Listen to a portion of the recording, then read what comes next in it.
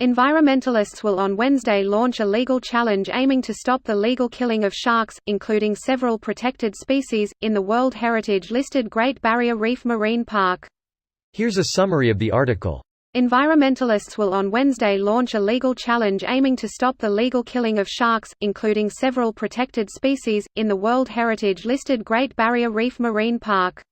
The Queensland Government runs a shark control program that uses drumlines, baited hooks to lure and kill sharks, near popular swimming spots along the state's coast.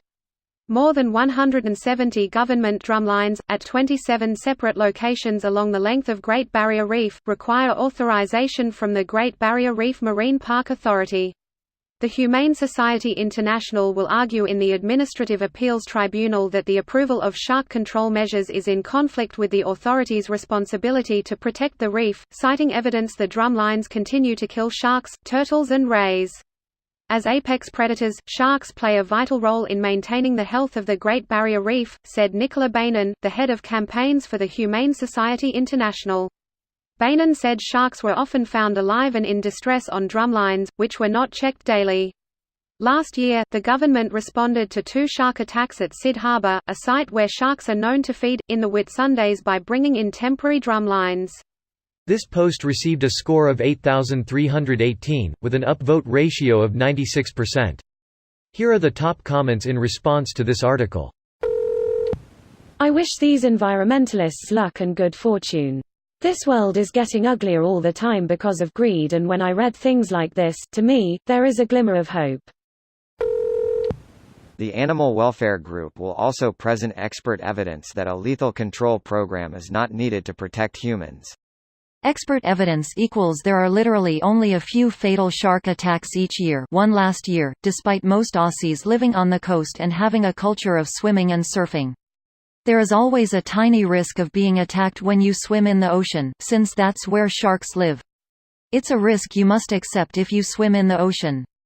We have surf lifesavers, we have nets, there's no need to shoot sharks, and no evidence it reduces fatalities.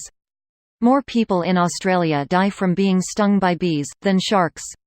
That's just cause all the sharks fall out into space whenever they get too close to Australia.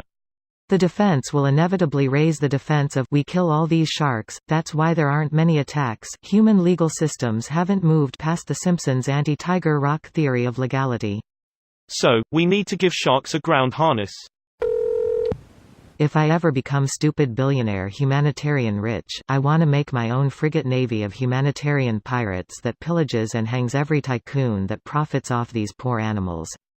Yeah, please build me a stealth submarine so I can torpedo those Japanese whaling ships and those dudes who round up the dolphins for slaughter. Just been to Africa, I have a list I'd like to add to, please. Those guilty should be charged with being forced to listen to Baby Shark on loop 24/7 for the rest of their lives. Bainan said sharks were often found alive and in distress on drumlines, which were not checked daily. Many species are shot if found alive. Reminds me of the wolf hunting from helicopters in Alaska, to make sure there's more elk and deer to shoot. Shark's face, something touched me. Seems pretty reasonable that we don't eat sharks. We do. It's called flake and it's a gummy shark.